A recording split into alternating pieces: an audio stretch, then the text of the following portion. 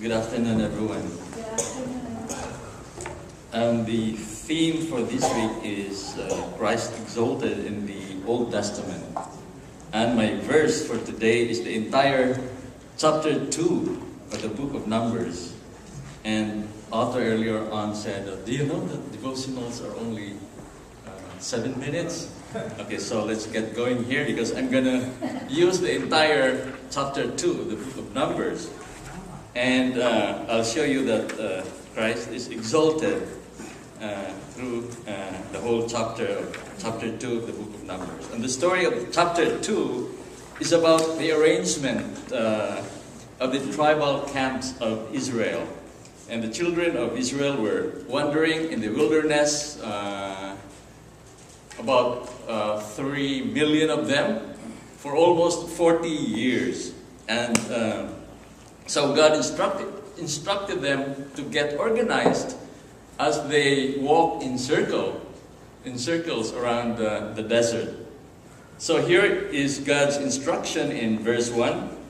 The Lord said to Moses and Aaron, the Israelites are to camp around the tent of meeting, some distance from it, each of them under the standard and holding the banners of their family. So they were to camp around the tent of meeting or around the tabernacle. And it says, and also they were to have these banners or flag or standards or their insignia or logo with them. And first of all, the closest to the perimeter of the tabernacle or the tent of meeting were the Levites.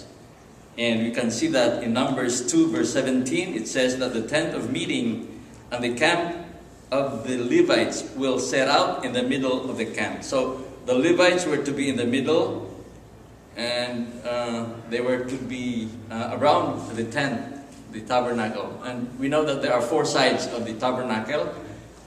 And there were 12 more tribes of Israel. Remember that the tribe of Joseph was split into 2, Ephraim and Manasseh. So even though we have the Levites in there, there are still 12. So this is how God divided them to surround the tabernacle. It says in verse 3, on the west toward the sunrise, the division of the camp of Judah are to encamp under their standard. So it was under the standard of Judah, or their flag, and the tribe of Issachar will camp next to them, with the tribe of Zebulun with them too, and all the men assigned to the camp of Judah, according to their divisions, number 186,400. So there were to be 3 tribes in each of the side of the tabernacle, and the Levites were in the middle. And this is how it looks in graphic form. Judah, Issachar, Zebulun.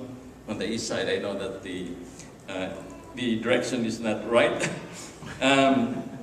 And the banner of the main tribe, or the anchored tribe, which is Judah, is that of Eliab. We'll see that later.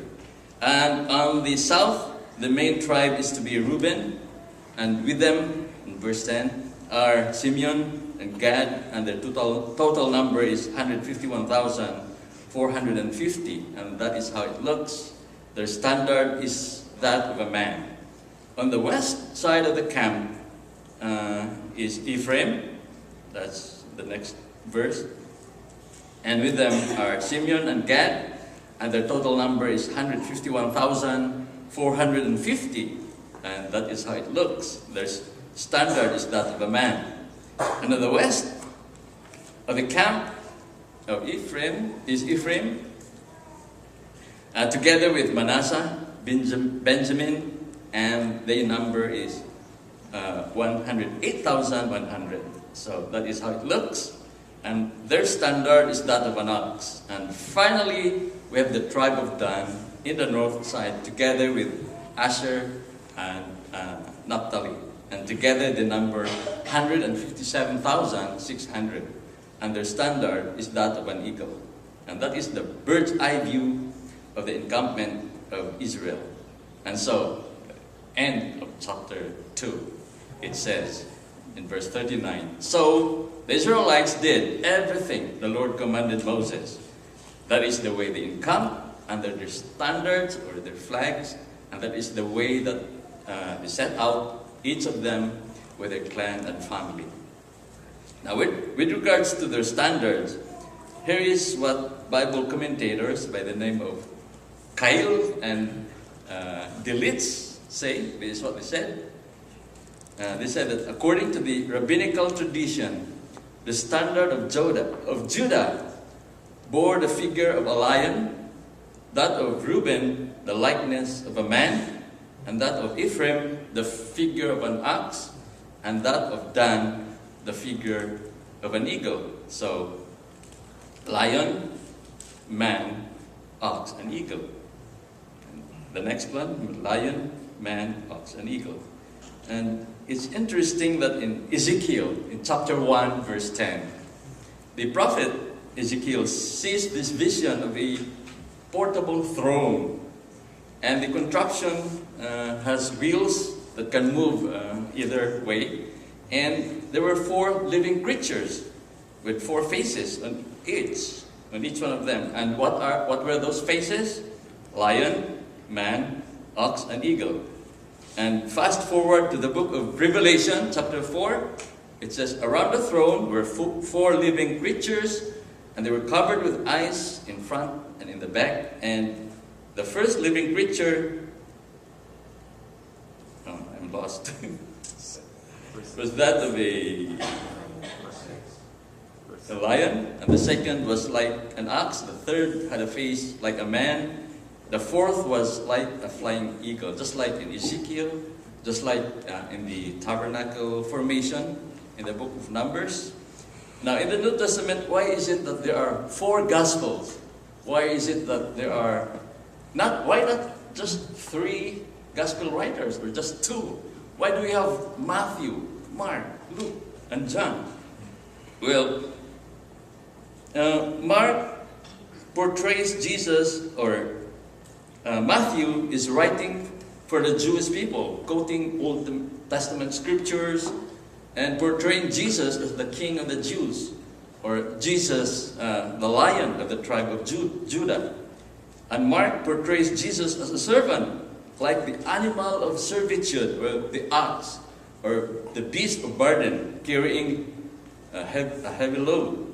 And Luke portrays Jesus in his perfect humanity. He's using over and over again the term the Son of Man, the Son of Man. And John portrays Jesus as the Son of God, soaring like an eagle. Of course, John says that these were written that you might believe that Jesus is the Son of God, and that by believing you might have life in His name. So you have in the Old Testament the lion, the ox, the man, and the eagle laid out around the tabernacle, in the portable throne of God, in the book of Revelation.